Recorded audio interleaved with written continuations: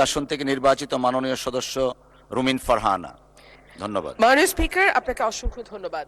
মাননীয় স্পিকার, কাদম্বরী মরিয়া প্রমাণ করিল যে কাদম্বরী মরে নাই। আমাদের তেলের দাম শেষমেশ বৃদ্ধি হইল মাননীয় স্পিকার, কিন্তু তার আগে আমরা দেখলাম কয়েক কিলোমিটার জুড়ে লম্বা লাইন। আমরা দেখলাম মাঝরাত পর্যন্ত ড্রাইভাররা দাঁড়িয়ে আছে, তারা তেল পাচ্ছে না, কিন্তু সরকারের সেই ব্যাপারে কোনো হেলদোল নাই। আশ্চর্য হয়ে লক্ষ্য করলাম মাননীয় স্পিকার, মন্ত্রীরা যখন সংসদে বক্তব্য দেন তখন তারা অবলীলায় বলেন বাংলাদেশে জ্বালানির কোনো ঘাটতি নাই, কিন্তু মাননীয় স্পিকার যখন তেল নিতে যায় তখন দেখা যায় 3 কিলোমিটার লম্বা লাইন।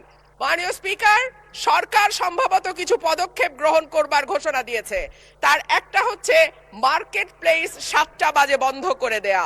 চমৎকার সিদ্ধান্ত মাননীয় স্পিকার, তবে মনে রাখতে হবে কেনা কাটা বা শপিং যেটুকু হয় সেটুকু সন্ধ্যার পরেই হয়, তার আগে হয় না।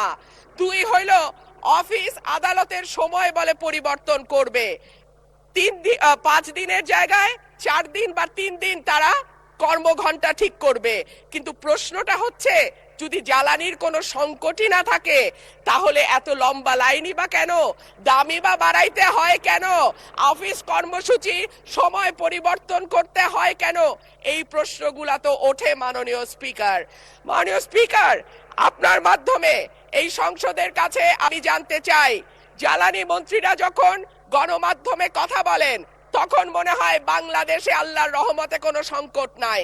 ওনারা যদি পরিষ্কার করে বলেন বাংলাদেশে বর্তমানে কত দিনের অকটেন ডিজেলের মজুদ আছে, কতদিন চলতে পারবে, পাম্পগুলো কেন পর্যাপ্ত পরিমাণ তেল পায় না, তেলের মজুদদারি। ধন্যবাদ মাননীয় সদস্য।